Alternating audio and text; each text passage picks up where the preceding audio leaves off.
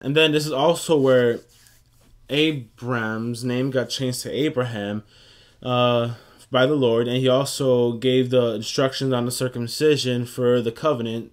8 days after the first son is born, after your son is born, and all the men had to get circumcised also as a sign of the covenant that the Lord made with Abraham. Also, this is where the Lord promised that Sarah will bear a child and that Abraham would name him Isaac. And this is the child that the Lord would make a covenant with. It wasn't Ishmael, but it was Isaac.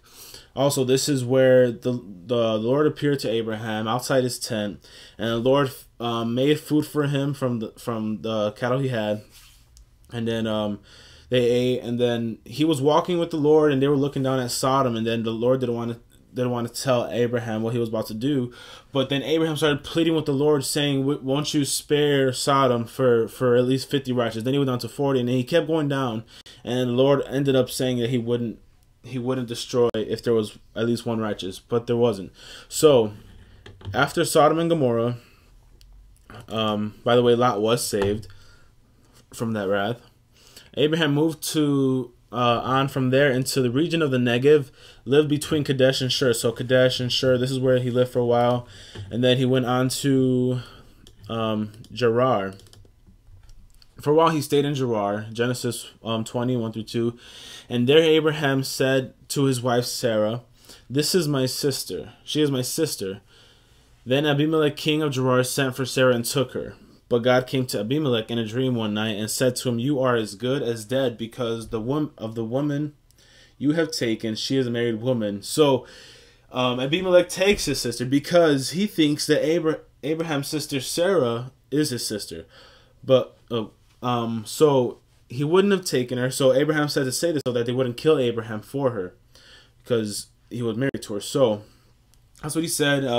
Say, "You're my sister," and then he took her, and then the Lord appeared to Abimelech and said that this woman is married, and what are you doing? And then he was telling the Lord, like, "I didn't know, Lord. I mean, my hands are clean. How would I have known?" And then the Lord said, "Yes, I stopped you from sinning." So that's what happened at Gerar, in Beersheba, and they made a treaty with Beersheba, and this is where Abraham planted tamarisk tree in Beersheba, and there he called on the name of the Lord, the eternal God.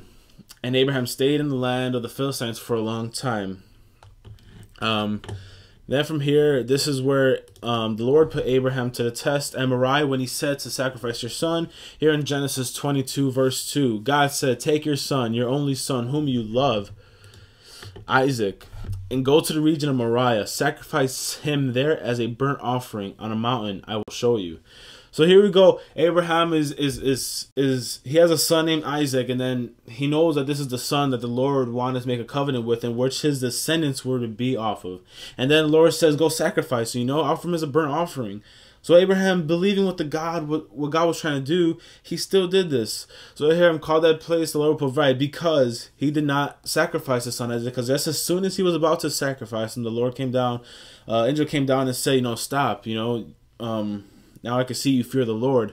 So as this was said, Abraham saw a ram struggling, got his horns caught. So then he sacrificed that ram to the Lord, and then so Abraham called the place the Lord will provide.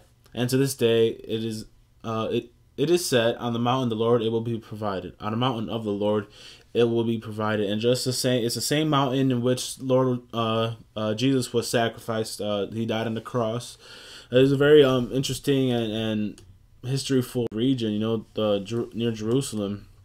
Mount of Olives is also here, where Jesus will sit on the throne, and here it's like the old city, the holy city. So from Moriah, this is where Sarah does die. She dies, and then he buries her after he gets the property from the Hittites. Looks like it. I'm not sure. It looks like it's Hittites. Anyways, he buys the property. He wants to bury her here, so he buries her there. Sarah lived to be 127 years old. She died at Kiriatha Arba, which is Hebron. So it's in the city of Hebron, in the land of Canaan. And then he went to mourn for Sarah and weep over her. This is also where Abraham died. He died in the same city, Hebron. His sons Isaac and Ishmael buried him in the cave of Machpelah near Mamre, in the field of Ephron, son of Zohar the Hittite, the field Abraham had bought from the Hittites. There Abraham was buried with his wife. After Abraham's death, God blessed his son Isaac, who then lived near Beer Lahai Roi. So this is where he dies. This is the end of his story. And to go live on, the Lord makes a covenant with Isaac, and then from Jacob we have his 12 sons who have the 12 tribes. Anyways, this is the story of Abraham, where God promised a lot of things to Abraham, and his descendants would be numerous, and they sure still are, because we could trace all the way back to Abraham. So what an incredible journey that Abraham had. I'm gonna just go out to aerial view to see how far he traveled. All these little emblems, all these little icons are the places he's been, and not just that distance, but he went traveling back and forth through this land a lot. So I'm gonna just bring out my ruler tool to show where exactly he was, where he moved to, in the distance it was. Okay, we're gonna start at So he went to Haran. Then from Haran he went to Shechem. Then from Shechem he went to Abraham's tent. Abraham's tent he went to Negev. Negev he went to Egypt. Egypt went back to his tent, separated with Lot, and moved down to Hebron. From Hebron he went to the Valley of the Kings. Then from there he went back to his tent. Then from his tent he went to here between Kadesh and oh goodness, blank. Kadesh here in the Negev. Then he went to Gerar. Then he went to Beersheba. Then ended up at Moriah to sacrifice his son, but did not.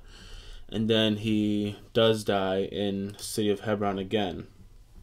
So just in all this, it's roughly 2,000 miles, and that's just point A to point B. That doesn't count all the turns he had to do, because most likely he went like zigzagging through all these places, the best route. So this is just point A to point B. You can see just the amount of land. I mean, even the aerial view, you can see like how he traveled. It's just such a large distance to travel. So this is where he traveled to, and it's just so amazing how he stood with his faith and did all this traveling because of where the Lord was leading him. So this is my story of Abraham, and I hope it made sense to you guys. Very, very interesting about the father of our faith, how he had so much faith in God that he did all this stuff, traveled so far. Maybe that's why they lived so long back then, because they did a lot more walking. But that's it. This is my presentation. I hope it made sense. And yeah, thanks a lot.